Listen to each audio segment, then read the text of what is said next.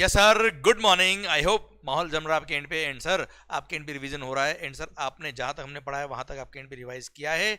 And questions भी आपके and पर हो गए हैं, वो भी माहौल से शानदार वाले।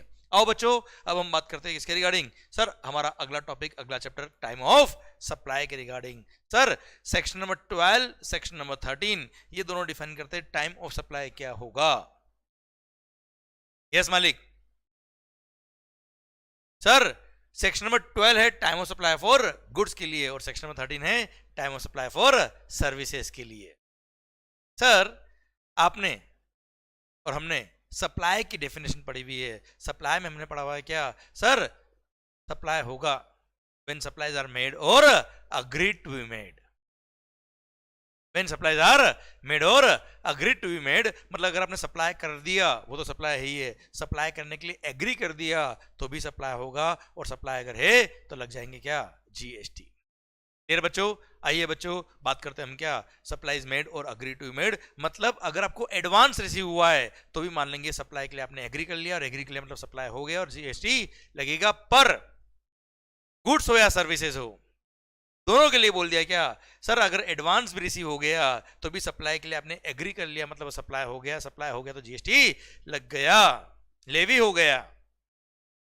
क्लियर? इसलिए सर जब से जीएसटी आया तब से गवर्नमेंट ने बोल दिया क्या, जिस दिन आपने या तो सप्लाई कर दिया या सप्लाई के लिए एग्री कर दिया, गुड्स हो या सर्विसेज हो, दोनों के लिए ही सर सप्लाई कर दिया या सप्लाई के लिए एग्री कर दिया, whichever is earlier is the supply, और this is how time of supply was framed। और बोल दिया क्या, सप्लाई के लिए एग्री कर दिया मतलब एडवांस रिसीव हो गया, या फिर सप्लाई कर दिया मतलब आपने इनवॉइस इशू कर दिया। क्लियर? तो date of issue of invoice और receipt of payment whichever is earlier is the time of supply, भली गुड्स का हो या सर्विसेज का हो बेटा। क्लियर? सर सुनिएगा, सर वहां से पॉइंट आ गया टाइम ऑफ सप्लाई का, और गुड्स हो या सर्विसेज हो दोनों के लिए बोल दिया क्या, date of issue of invoice, date of issue of invoice और receipt of payment whichever is earlier. मतलब या तो एक्रू हो गया, एक्रू हो गया मतलब जब आपने इनवॉइस इश्यू कर दिया, सप्लाई कर दिया आपने, या पेमेंट रिसीव हो गया, जितना पेमेंट रिसीव हो गया सर उतने के लिए ये मान लेंगे टाइम ऑफ सप्लाई आ गया। और इस बैकग्राउंड को यूज करते हुए इनवॉइस और payment whichever is earlier, accrual और payment whichever is earlier, sir इस फंडा को यूज करते हुए गवर्नमेंट ने टाइम ऑफ सप्लाई को डिफाइन कर दिया, भले वो गुड्स का हो या सर्विसेज का हो। हाँ, सर्विसेज के लिए जब पहले सर्विस टैक्स हुआ करता था तो वहां पे भी पहले इनवॉइस और पेमेंट whichever is अर्लियर पे टाइम ऑफ सप्लाई मतलब पहले पॉइंट ऑफ टैक्सेशन बोलते थे, पॉइंट ऑफ टैक्सेशन, वही टाइम ऑफ सप्लाई हुआ, तो वहां तो कोई तकलीफ नहीं थी बेटा। पर बिफोर जीएसटी जो गुड्स के टैक्सेस थे, तब पहले एडवांस रिसीव होने पर गुड्स पे कोई टैक्स नहीं लगता था, जब आप सप्लाई करेंगे तभी पहले एक्साइज और वेट लगा करते थे। तो सर जैसे ही जीएसटी आया सर इंडिया के बिजनेसमैन नाराज हो गए गवर्नमेंट से और बोल दिया क्या, हमको तो जीएसटी नहीं चाहिए, हम तो नाराज है आपसे, we don't want to be GST in India. तो ऐसे केस में सरकार गवर्नमेंट ने अमेंडमेंट किया गुड्स इंडस्ट्री के लिए और एक नोटिफिकेशन दिया और बोल दिया क्या, कोई चिंता करने की जरूरत नहीं है, गुड्स के केस में अगर एडवांस रिसीव होता है तो सर अभी आप टैक्स पे नहीं करेंगे, चलेगा बेटा। क्लियर? जब बाद में आप सप्लाई करेंगे तभी टैक्स पे कर देना, अभी टैक्स पे करने की जरूरत नहीं है। पर ये केवल गुड्स इंडस्ट्री में नोटिफिकेशन दिया, सर्विस इंडस्ट्री में तो पहले से ही एडवांस रिसीव होने पर सर्विस टैक्स लगता था तो जीएसटी भी लगेगा, वहां कोई तकलीफ नहीं है। ये मैंने बैकग्राउंड दिया रिगार्डिंग टाइम ऑफ सप्लाई बच्चों। आइए बच्चों अब हम पढ़ते हैं क्या, सेक्शन नंबर 12 गुड्स के लिए, उसके बाद पढ़ेंगे सेक्शन नंबर 13 सर्विसेज के लिए। आओ बच्चों, time of supply section number 12 subsection number 1 पहले बात करता मैं आपसे बेटा। सेक्शन नंबर 12 सब सेक्शन 1 ने बोला क्या कि सर जीएसटी पे करने की लायबिलिटी आएगी कब, जब टाइम ऑफ सप्लाई आएगा। गुड्स की केस में बात कर रहा हूं बेटा, सेक्शन 12 13(1) बात करेंगे सर्विसेज के लिए बेटा। पहले सेक्शन 12 की बात कर रहे हैं गुड्स के लिए कि गुड्स के केस में जीएसटी पे करने की लायबिलिटी कब आएगी, जब टाइम ऑफ सप्लाई आएगा। और टाइम ऑफ सप्लाई कब आएगा वो फॉलोइंग सबसेक्शंस आपको लिए डिफाइन करेंगे। क्लियर? तो सर सबसेक्शन 1 ने तो केवल टाइम ऑफ सप्लाई को लिंक किया लायबिलिटी से बेटा, कि जीएसटी पे करने की लायबिलिटी कब आएगी, जब टाइम ऑफ सप्लाई आएगा। और टाइम ऑफ सप्लाई कब आएगा सर, ये फॉलोइंग सबसेक्शन आपको बताएंगे। के अब सर आइए मेन बात शुरू करते हैं section number 12 subsection number 2 से बेटा। Section number 12 subsection number 2 बोलता है क्या कि time of supply for goods क्या होगा बेटा, date of issue of invoice और receipt of payment whichever is earlier is the time of supply. I repeat, date of issue of invoice और receipt of payment whichever is earlier is the time of supply. अभी आप books में पढ़ने की कोशिश मत करिएगा, ध्यान मेरी तरफ दीजिए बेटा। Date of issue of invoice, जब आपने इनवॉइस इश्यू कर दिया या पेमेंट रिसीव हो गया विच एवर इज अर्लियर। हाँ सर, अगर एडवांस रिसीव होता है गुड्स के लिए तो कोई जीएसटी पे करने की जरूरत नहीं है। ये अलग से नोटिफिकेशन देके बोल दिया क्या कि आपको गुड्स के केस में एडवांस रिसीव होने पे कोई जीएसटी पे नहीं करना है। क्लियर? तो अल्टीमेटली बचा क्या, date of issue of invoice. अब सवाल आता है क्या, मान लो किसी पार्टी ने एडवांस नहीं दिया तो सर टाइम ऑफ सप्लाई कब आएगा, जब आप इनवॉइस इश्यू करेंगे। मतलब इनवॉइस इश्यू कर दिया तो टाइम ऑफ सप्लाई आ गया। टाइम ऑफ सप्लाई आ गया मतलब जीएसटी की लायबिलिटी आ गई। अब जीएसटी पे करना पड़ेगा, भले कस्टमर ने पेमेंट नहीं किया, अपनी जेब से टैक्स पे करना पड़ेगा अगर टाइम ऑफ सप्लाई आ गया तो। क्लियर? मैंने जैसे आपको माल सप्लाई किया, सपोज 1 करोड़ का माल सप्लाई किया, मैंने आपको इनवॉइस इश्यू कर दिया। अब पेमेंट आप भले 4 महीने बाद करेंगे, पर सर जैसे इनवॉइस इश्यू कर दिया टाइम ऑफ सप्लाई आ गया। टाइम ऑफ सप्लाई आ गया मतलब लग गए क्या, जीएसटी आया ना, और अपनी जेब से जीएसटी पे करना पड़ेगा। कस्टमर तो पेमेंट पता नहीं 4 महीने बाद कब करेगा सर। तो सर लोगों ने दिमाग लगाया।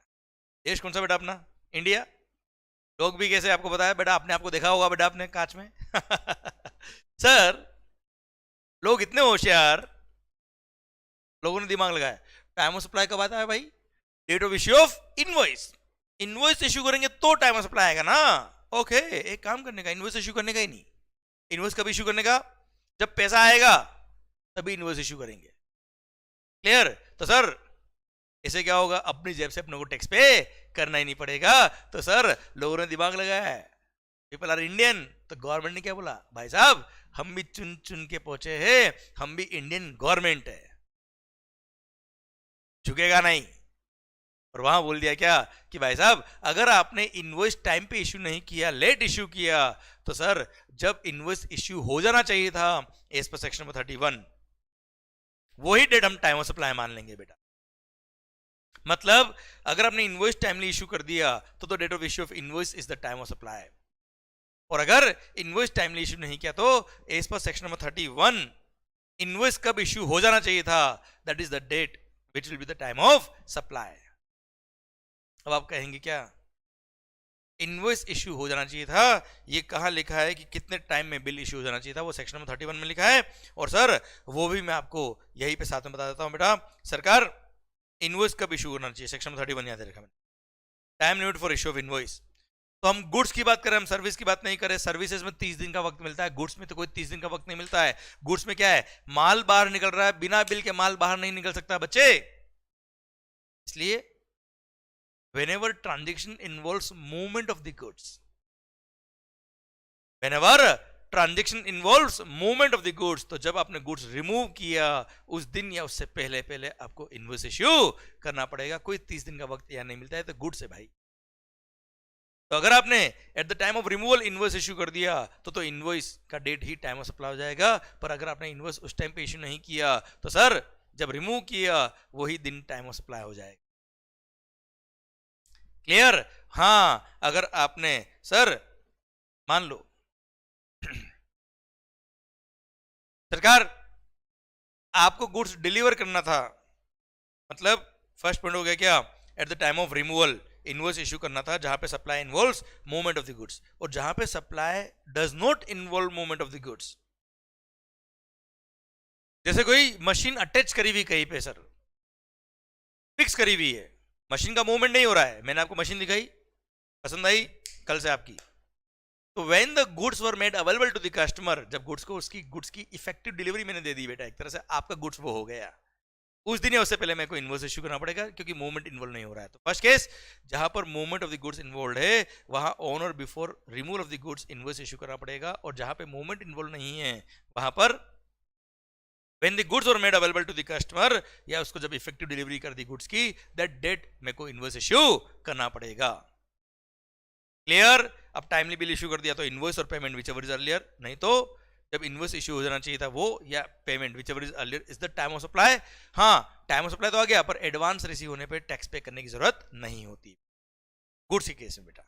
ठीक है, फिर अगर कंटिन्यूस सप्लाई ऑफ गुड्स होता है, जैसे पाइपलाइन के थ्रू आप कुछ लिक्विड सप्लाई कर रहे हो, या सर घर पे देखोगे ना एलपीजी गैस की लाइन होती है बेटा, तो गैस सप्लाई करो थ्रू पाइपलाइन, या कोई गुड्स ऐसा है जिसको आप किसी सर ट्रेन के थ्रू या किसी सर और मोड के थ्रू या ट्रांसपोर्टेशन के थ्रू कंटिन्यूस सप्लाई किए जा रहे हो बेटा, जहाँ पे हिसाब एक साथ बाद में करेंगे हम, एक बार तो माल कंटिन्यूसली भेज रहे हो बेटा, तो ऐसे केस में इसको बोलते हैं क्या, कंटिन्यूस सप्लाई ऑफ गुड्स। और कंटिन्यूस सप्लाई ऑफ गुड्स अगर है तो यहाँ पे इनवॉइस कब इशू करना पड़ेगा, तो सर यहाँ पे सप्लायर और कस्टमर आपस में डिसाइड करते हैं कि या तो कस्टमर आपको पीरियडिकली पेमेंट कर देगा, जैसे 6 महीने तक मेरे को माल सप्लाई करना है बेटा, 6 महीने तक माल सप्लाई करना है, तो ऐसे केस में 6 महीने तक आप क्या करेंगे, हर महीना जब खत्म होगा उसके बाद 5 तारीख को, मंथ खत्म होने के बाद नेक्स्ट मंथ की 5th को आप मुझे 5 लाख रुपए पे कर देंगे बेटा। क्लियर? तो वो एडवांस पेमेंट नहीं है, वो मैंने माल सप्लाई कर दिया, उसके अगेंस्ट एक एस्टिमेटेड अमाउंट है बेटा, तो जब जब आप मुझे पेमेंट करेंगे तब तक मेरे को उतने अमाउंट का इनवॉइस इशू करना पड़ेगा। और फिर जब 6 मंथ खत्म होंगे तब देख लेंगे कितना हिसाब बनता है, कितना आपने पेमेंट किया हुआ है, और बाकी का अमाउंट का इनवॉइस मैं आपको और इशू कर दूंगा। क्लियर? प्लस माइनस जो भी होगा वो एडजस्ट कर लेंगे लास्ट टाइम बेटा। क्लियर? इसको बोलते हैं कंटिन्यूस सप्लाई ऑफ गुड्स। तो ऐसे केस में अगर as per terms of contract recipient supplier को पेमेंट करता है, तो जब जब वो पेमेंट करता है तब तब उतने उतने अमाउंट का इनवॉइस सप्लायर को इशू करना पड़ेगा। और अगर ऐसा पेमेंट का सिस्टम फिक्स नहीं किया तो सर हमने पीरियडिकली फिक्स कर लिया क्या कि मैं सप्लायर आपको पीरियडिकली एक स्टेटमेंट ऑफ अकाउंट इशू करूंगा, तो जब जब मैं पीरियडिकली स्टेटमेंट ऑफ अकाउंट आपको इशू करूंगा तब तब उतने उतने अमाउंट का मैं आपको इनवॉइस इशू करता जाऊंगा। है ना मालिक? क्लियर? तो सर या तो supplier periodically statement of account issue कर रहा है, या फिर रेसिपिएंट पीरियडिकली मुझे पेमेंट कर रहा है। क्लियर? जैसा भी हमारा डील है उतने अमाउंट का उस टाइम पे मेरे को इनवॉइस इशू करना पड़ेगा, और इनवॉइस इशू कर दिया तो टाइम ऑफ सप्लाई वो ही जाएगा, और इनवॉइस इशू नहीं किया तो जब इनवॉइस इशू हो जाना चाहिए था वो दिन जब आपने मुझे या तो पेमेंट किया या फिर मैंने आपको स्टेटमेंट ऑफ अकाउंट इशू किया, हिसाब भेजा, है ना भाई, वही दिन टाइम ऑफ सप्लाई हो जाएगा इन case of continuous supply of goods. और फिर जो लास्ट में 6 मंथ खत्म, 6 मंथ एक एग्जांपल है, लास्ट में जब माल सारा हो जाएगा उस पर जब फाइनल कैलकुलेशन करेंगे तो जो डिफरेंस अमाउंट आएगा उसका इनवॉइस और इशू कर दूंगा। है ना भाई? This is how time of supply will be calculated. Clear? In case of continuous supply of goods. Continuous supply of goods क्या होता है वो भी मैंने यहाँ पे आपको डिफाइन किया हुआ है। यहाँ पे माल में कंटिन्यूसली या कॉन्करेंटली या रिकरेंटली सप्लाई कर रहा हूँ अंडर कॉन्ट्रैक्ट। Clear sir? अच्छा, अब लास्ट आता है क्या, sale on approval basis. Sale on approval basis और रिटर्न बेसिस, ऐसे केस में इनवॉइस कब इशू करना पड़ता है। अब मैं सप्लायर अपने यहाँ से माल भेज देता हूँ कस्टमर के यहाँ पे, फिर कस्टमर उसको देखता है, उसको पसंद आएगा तो माल रखेगा, नहीं तो वापस भेज देगा। तो ऐसे केस में इनवॉइस कब इशू करना होता है, क्योंकि जब रिमूव हो रहा है तब तो पता नहीं है कि माल बिकेगा कि नहीं, पसंद आएगा कि नहीं आएगा। तो ऐसे केस में इनवॉइस कब इशू करना होता है बच्चों, तो ऐसे केस में जब मैं गुड्स रिमूव करूंगा तब डिलीवरी चालान के थ्रू गुड्स रिमूव करूंगा। और सर जब आपको गुड्स रिसीव होगा, आप जब पसंद करेंगे तो या तो आपने सप्लाई एक्सेप्ट कर ली, मतलब सप्लाई हो गया, या 6 month from the removal whichever is earlier, या तो सप्लाई हो गया या 6 month from the date of removal whichever is earlier, मेरे को इनवॉइस इशू करना पड़ेगा। रिमूव कर दिया 6 महीने हो गए, अब तो सर अप्रूवल दे, नहीं दिया तो मान लेंगे अप्रूव हो गया, या तो गुड्स वापस आ जाए, नहीं आए 6 महीने हो गए तो मान लेंगे अप्रूवल हो गया और सप्लाई हो गया, इनवॉइस इशू करना पड़ेगा वही दिन time of supply. Clear? Done. I repeat sir, whenever goods are sent on approval basis और रिटर्न बेसिस, तो ऐसे केस में या तो आपने सप्लाई कर लिया, सप्लाई एक्सेप्ट कर लिया, मतलब सप्लाई हो गया, या 6 month from the removal whichever is earlier, मेरे को इनवॉइस इशू करना पड़ेगा और वही दिन क्या जाएगा, टाइम ऑफ सप्लाई। क्लियर? ये हमने सेक्शन नंबर 31 में गुड्स के रेस्पेक्ट में इनवॉइस कब इशू करना होता है वो हमने पढ़ लिया बेटा। आइए वापस से हम टाइम ऑफ सप्लाई की तरफ बढ़ते हैं। सेक्शन नंबर 12 सब सेक्शन 2 क्या बोलता है, जहां जहां पे भी फॉरवर्ड चार्ज मैकेनिज्म में सप्लायर लायबल होता है टैक्स पे करने के लिए, क्योंकि रिवर्स चार्ज के लिए सेक्शन नंबर 12 सब सेक्शन 3 दे रखा है बेटा। तो मालिक सर इन केस अगर आपने मुझे फॉरवर्ड चार्ज में मेरी लायबिलिटी है तो टाइम ऑफ सप्लाई कब आएगा, date of issue of invoice, और अगर इनवॉइस टाइमली इशू नहीं किया तो जब इनवॉइस इशू हो जाना चाहिए था वही दिन क्या हो जाएगा, टाइम ऑफ सप्लाई हो जाएगा। अब सर ऐसे केस में अगर आपने मुझे 100% एडवांस अमाउंट भी दे दिया उससे मतलब नहीं है, गुड्स के केस में टैक्स पे करने की जरूरत नहीं है। टाइम ऑफ सप्लाई तो आ जाएगा एडवांस रिसीव होने पर टैक्स पे करने की जरूरत नहीं है, इस पर exemption notification except specified actionable claim. तो सर स्पेसिफाइड एक्शनेबल क्लेम के केस में क्या होता है बेटा, सर जुआ खेला, लॉटरी टिकट खरीदा आपने, सट्टा खेला आपने, ऐसे केस में जैसे ही पैसा दिया उस टाइम टैक्स पे करना होता है। अब उसमें स्पेसिफाइड एक्सटर्नल क्लेम में सर एडवांस देते ही टैक्स पे करना पड़ेगा, तो स्पेसिफाइड एक्सटर्नल क्लेम छोड़ दीजिए, बाकी सारे केस में फॉरवर्ड चार्ज मैकेनिज्म में आपको एडवांस पे करने की जरूरत नहीं है। क्लियर, समझे मेरी बात आप बच्चों? अरे हाँ है ना भाई, ओके। चलिए तो ये बात थी क्या, फॉरवर्ड चार्ज मैकेनिज्म में जब गुड्स के केस में सप्लायर लायबल होता है तो वहां पे केवल और केवल क्या देखने का बेटा, sir date of issue of invoice ही देखना है, एडवांस रिसीव हुआ है उसको देखने की जरूरत नहीं है, एक्सेप्ट स्पेसिफाइड एक्शनेबल क्लेम्स जहां पे एडवांस रिसीव होने पे जीएसटी लगता है बेटा। ओके क्लियर, पक्का, डन। तो सर जिस दिन आपने इनवॉइस इश्यू किया है वही दिन टाइम ऑफ सप्लाई आएगा, और टाइम ऑफ सप्लाई आएगा मतलब उस दिन लायबिलिटी आगे जीएसटी पे करने की, और जीएसटी मंथली बेस पे करना पड़ता है जो हम पढ़ेंगे आगे चढ़। मंथली टैक्स पे करना होता है, रोज कोई टैक्स पे नहीं करना होता है। हाँ जिस दिन टाइम ऑफ सप्लाई का उस दिन लायबिलिटी आ जाएगी, और लायबिलिटी जिस महीने में आती है उस महीने में, जैसे जनवरी महीने की लायबिलिटी आई तो 20 फरवरी तक आपको टैक्स पे करना होता है बेटा। ओके मालिक, चलिए सरकार। सर पर गुड्स के केस में एडवांस पे टैक्स पे करने की जरूरत नहीं है। ये था आपका section number 12, subsection number 2 I think पूरा समझ में आया। साथ में हमने सेक्शन नंबर 31 भी पढ़ लिया, टैक्स इनवॉइस वाला टॉपिक बेटा। ये टॉपिक अपने अभी पढ़ लिया तो जब टैक्स इनवॉइस चैप्टर आएगा तब टाइम नहीं लगता बेटा अपने। आइए बच्चों अब पढ़ रहे क्या, सेक्शन नंबर 12 सब सेक्शन 3, जहां जहां रिवर्स चार्ज मैकेनिज्म लगता है वहां वहां, सर जहां जहां रिवर्स चार्ज लगता है वहां वहां।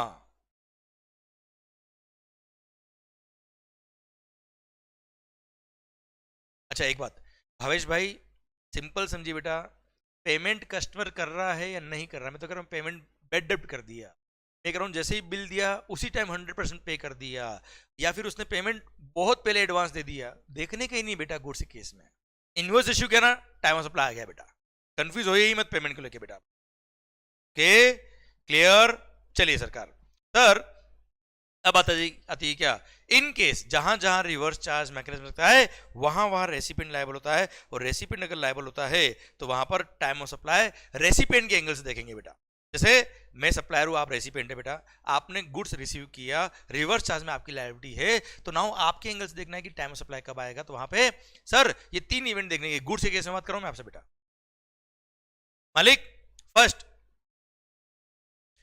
31st day from the date of issue of invoice, यहां पे लिखा है बेटा 31st day from the date of issue of invoice by the supplier. Supplier ने जब बिल, और अगर मान लो बिल इशू नहीं किया तो बिल के बदले में कोई और डॉक्यूमेंट इशू किया, नॉर्मल पर्ची दे दी बेटा आपको, स्लिप दे दिया, नॉर्मल रिसीट दे दिया, वह दिन से उस दिन से 31st day from the date of issue of invoice या any other document in lieu of invoice, clear, वो दिन, या फिर गुड्स रिसीव हो गया आपको रेसिपिएंट को, या फिर रेसिपिएंट ने सप्लायर को पेमेंट कर दिया, रेसिपिएंट ने सप्लायर को पेमेंट कर दिया, विच एवर इज अर्लीएस्ट, हम first is the time of supply. Clear sir, आप समझिए मेरी बात को वापस से, आई रिपीट, उसमें तन्वी आपका पॉइंट भी कवर हो जाएगा बेटा। देखिए तो मालिक अगर सुनना ध्यान से, रिवर्स चार्ज का बात कर रहा हूं, सेक्शन नंबर 12 सब सेक्शन 2 हो गया, 12(3) की बात कर रहा हूं मैं आपसे कि अगर रिवर्स चार्ज मैकेनिज्म में रेसिपिएंट लायबल है तो रेसिपिएंट को, या तो जैसे फॉर एग्जांपल ये एयरपोर्ट मैंने बेचा बेटा, तो एयरपोर्ट जब आपको रिसीव हो गया वो दिन, या फिर 31st day from the date of issue of invoice, जब मैंने इनवॉइस इश्यू किया वहां से 31st डे, या फिर आपने मुझे पेमेंट कर दिया, which ever is earlier is the time of supply for recipient, और रेसिपिएंट के लिए टाइम ऑफ सप्लाई आ जाएगा, तो मतलब उस पर लायबिलिटी आ जाएगी टैक्स पे करने के लिए, और मंथली बेस पे वो टैक्स पे करेगा। जिस महीने में लायबिलिटी आई उस महीने की अगले महीने की 20th को उसको टैक्स पे करना पड़ेगा। ओके अब सर, अब सुनना बात को ध्यान से, सपोज आपको गुड्स रिसीव हुआ कब, 14 फरवरी को, गुड्स की बात कर रहा हूं, सर्विस की बात नहीं कर रहा हूं। सर आपको गुड्स रिसीव हो गया कब, 14 फेब को, आपने मुझे पेमेंट कब किया बेटा, 21 फरवरी को बेटा, एंड इनवॉइस इश्यू था मान लो 15 जनवरी को बेटा। अब 15 जनवरी से सबसे पहले तो 31st डे निकालिए बेटा। तो 15 जनवरी से 31st डे अगर हम बात करेंगे तो सर कैसे काउंट करते बेटा? 15 जनवरी को काउंट नहीं करने का। अब जनवरी महीने में होता है 31 डे, 31 माइनस 15 कर दो, कितना बचा बेटा? 16 डेज तो हो गए जनवरी के। अब 31st डे निकालना है, 31st के लिए 16 में 15 और ऐड करेंगे 31 आ जाएगा बेटा। तो 15th February is the 31st day from the date of issue of invoice. तो अब सर 15 Feb, 14 Feb और 21st Feb, whichever is earlier, 14 Feb is earlier, so 14 Feb is the time of supply. Clear? एक बात समझ में आया बेटा आपको? तो सर 31st डे कैसे काउंट करते समझ में आ गया। गुड्स रिसीव कैसे हुआ, कब हुआ, ये समझ में आया आपको। अब sir date of receive, date of making payment, आपने मुझे पेमेंट किया है वो डेट कब मानेंगे? तो सर आपने मुझे पेमेंट किया तो या तो आपके बैंक अकाउंट में डेबिट हो गया, बैंक से पैसा कट गया बेटा, या फिर आपने बुक्स में एंट्री पास कर दी, whichever is earlier will be considered as date of making payment. Suppose आपने मुझे जो चेक दिया था वो चेक मैंने बैंक में डिपॉजिट किया और बैंक में मेरे सर आपके अकाउंट से डेबिट हो गया बैंक में, कब? 21 फरवरी को। पर आपने बुक्स ऑफ अकाउंट, आपकी जो बुक्स ऑफ अकाउंट है उसमें पेमेंट की एंट्री कब करी थी? 23rd February में। Entry in the books of account was made on 23rd of February, but actual debit in the bank account was made on 21st February.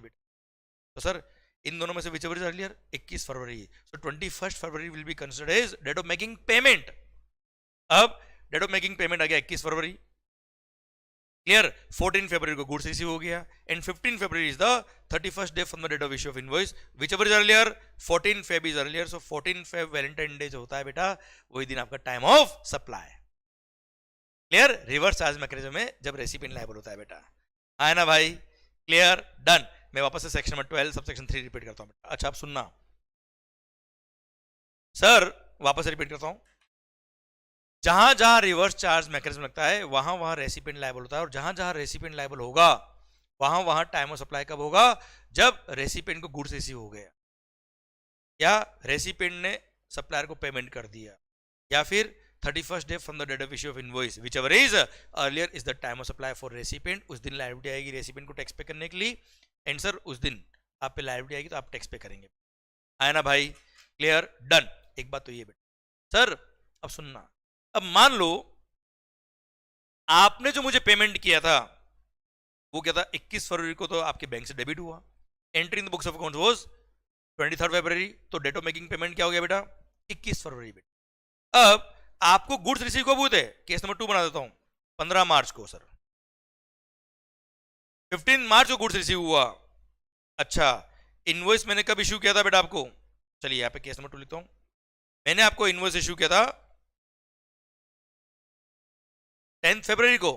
अब 10 फरवरी को invoice issue किया, वहां से आपको निकलना है क्या? 31st day. और मान लो ये लीप ईयर नहीं था, 28 डेज का फरवरी बेटा, तो 18 डेज हो गए फरवरी के। क्लियर? फिर बचा क्या? 31st डेज में 13 day, 13th of March is the 31st day. Clear? अब 13 March is the date of 31st day from the date of issue of invoice. 13 March, 15 March और 21st February, whichever is earlier, तो 21 फरवरी is the time of supply in this example. मतलब आपने देखा जाए तो आपको मैंने बिल कब इशू किया? 10 फरवरी को इशू किया। पेमेंट आपको गुड्स रिसीव हुआ 15 मार्च को, और आपने मुझे पेमेंट कब कर दिया? 21 फरवरी को, तो 21 February is the time of supply इस कैलकुलेशन के हिसाब से बेटा। क्लियर? डन। अब ध्यान देना बेटा, अगर आपने मुझे एडवांस में पेमेंट कर दिया, तन्वी आप पूछते थे ना सर कि एडवांस और पेमेंट में क्या फर्क है? पेमेंट आपने मुझे अगर एडवांस कर दिया, मैंने माल बाद में सप्लाई किया, क्लियर? तो सर ऐसे केस में रिवर्स चार्ज मैकेनिज्म में टाइम ऑफ सप्लाई आ जाएगा, क्योंकि वहां पे डेट ऑफ मेकिंग पेमेंट भी देखा जाता है बेटा। एग्जांपल नंबर 3, मान लो यहां पे आपको मैंने माल सप्लाई किया होता कब? 15 मार्च को गुड्स रिसीव हुआ, 10 मार्च को मैंने इनवॉइस इश्यू किया। यहां से 31st डे देखो बेटा, आप 21 दिन तो हो गए मार्च के, और सर अप्रैल के दिन हो जाएंगे कितने बेटा? 10, तो 10th अप्रैल। तो 10th April is the 31st day from the date of issue of invoice, अगर 10 मार्च को इनवॉइस इश्यू किया था तो बेटा। Clear sir? अब 15 मार्च को गुड्स रिसीव हुआ, इनवॉइस कब रेज किया मैंने? 10 मार्च को, पर आपने मुझे पेमेंट पहले ही दे दिया था, कब? 21 फरवरी को बेटा, भले ही एडवांस रिसीव हो गया। अब आप देख लीजिए सर, 15 मार्च, 21 फरवरी और 10 अप्रैल, whichever is earlier, 21 February is earlier, so 21st of February is the time of supply. तो आपने मुझे जो पेमेंट एडवांस में दिया वो भी कंसीडर करते हैं जब रिवर्स चार्ज लगता है, पर यही फॉरवर्ड चार्ज की बात करते हैं तो आपने मुझे जो पेमेंट एडवांस किया उसको कंसीडर करते ही नहीं, वहां तो date of issue of invoice ही देखा जाता है बेटा। क्लियर? पक्का? आई होप अब कहानी आपकी पूरी क्लियर हो गई, आपको date of receipt of payment भी समझ में आ गया सर, आपको एडवांस वाला कहानी भी समझ में आ गया, रिवर्स चार्ज में क्या लायबिलिटी आती, कब आती, वो भी समझ। और हाँ, अगर मान लो कभी ऐसा कोई केस बनता है जहां पे इन तीनों इवेंट को डिटरमाइन ही नहीं कर पा रहे हो बेटा, क्लियर, आपको पता ही नहीं पड़ रहा है कि date of receipt of goods क्या था, डेट ऑफ मेकिंग पेमेंट क्या था, या 31st day from the date of issue of invoice क्या था, इससे डिटरमाइन नहीं होता है। अगर above parameters are not ascertainable, तो सर जिस दिन रेसिपिएंट ने अपनी बुक्स में जब एंट्री करी थी, रेसिपिएंट ने जब वो खर्चा बुक किया था, वही डेट क्या हो जाएगा, टाइम ऑफ सप्लाई हो जाएगा। अगर इन तीनों इवेंट से टाइम ऑफ सप्लाई डिटरमाइन नहीं होता तो जब रेसिपिएंट ने अपनी बुक्स में एंट्री पास करी वही दिन क्या हो जाएगा, टाइम ऑफ सप्लाई। आपने बुक्स का खर्चा बुक किया होगा बेटा, गुड्स जो रिसीव हुई उसका रिकॉर्डिंग क्या होगा ट्रांजैक्शन के बुक्स में बेटा, वही दिन क्या मान लेंगे, time of supply. Clear? Done. ये सेक्शन में 12 सबसेक्शन 3 खत्म होता है। अब आई रिपीट सर, सेक्शन में 12 सबसेक्शन 3 बोलता है कि गुड्स के केस में टाइम ऑफ सप्लाई कब आएगा, जहां जहां रिवर्स चार्ज मैकेनिज्म लगता है वहां वहां रेसिपिएंट लायबल होता है, और जहां जहां रेसिपिएंट लायबल होता है वहां पर रेसिपिएंट के एंगल से देखना है कि टाइम ऑफ सप्लाई क्या होगा, वहां होगा क्या सर, या तो गुड्स रिसीव हो गए, या आपने मुझे पेमेंट कर दिया, या sir 31st day from the date of issue of invoice whichever is earlier is the time of supply। और इन तीनों इवेंट से टाइम ऑफ सप्लाई नहीं आए तो जब रेसिपिएंट ने अपने बुक्स में वो ट्रांजैक्शन रिकॉर्ड किया होगा वही क्या हो जाएगा बच्चे, टाइम ऑफ सप्लाई। क्लियर है मालिक? डन। सरकार ये हो गया क्या, time of supply of goods, section number 12 subsection 3, जहां जहां रिवर्स चार्ज मैकेनिज्म लगता है वहां वहां रेसिपिएंट लायबल हो। ओके भगवान, चलिए सरकार आइए, अब आ रहा है क्या, सेक्शन नंबर 12 सबसेक्शन नंबर 4। अच्छा, अब आगे के सेक्शन से सेक्शन में 12 सबसेक्शन 4 या सर्विसेज की बात करें तो सेक्शन में 13 सबसेक्शन 4 प्रोविजंस एब्सोल्युटली सेम है, इसलिए कॉमनली दे रखे बेटा, गुड्स हो या सर्विस दोनों के लिए। ओके सुनना, आप गुड्स के लिए सुन लीजिए, जब सर्विसेज का हम पढ़ेंगे सेक्शन 13 तो वापस रिपीट कर लेंगे बेटा। सरकार whenever vouchers are issued, whenever vouchers are issued for supply of goods और सर्विस और बोथ, मैंने कोई गुड्स का वाउचर दिया बेटा आपको, जैसे सुपरमार्केट में आपको गिफ्ट वाउचर दिया मैंने, आप नेक्स्ट टाइम परचेज करने आएंगे 1000 रुपए का आपको वाउचर दिया है, आप कुछ भी ले सकते हो इसके अगेंस्ट। तो sir at the time of giving the voucher ये नहीं पता ना कि नेक्स्ट टाइम आप क्या लेने वाले हो बेटा, it means supply is not identifiable at the time of issue of voucher, supply is not identifiable at the time of issue of voucher. तो ऐसे केस में जब आप वाउचर रिडीम कराएंगे वो दिन टाइम ऑफ सप्लाई आएगा।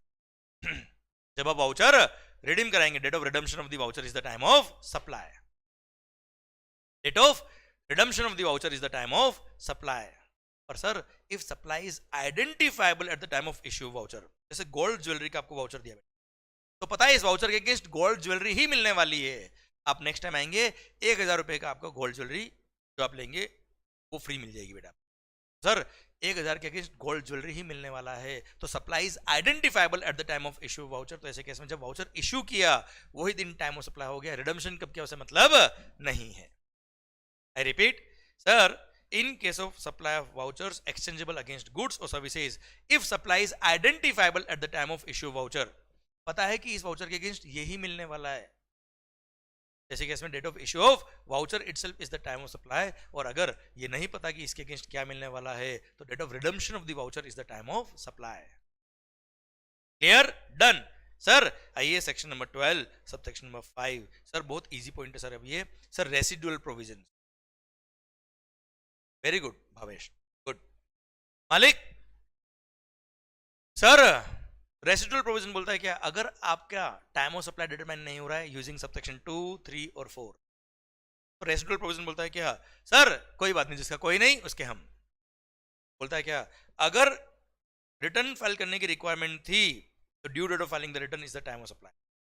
If time of supply is not identifiable using subsection 2, 3, 4, तो अगर रिटर्न फाइल करने की रिक्वायरमेंट थी तो due date of filing the return is the time of supply, और अगर रिटर्न फाइल करने की रिक्वायरमेंट नहीं थी, date of payment of tax is the time of supply. Date of payment of tax is the time of supply.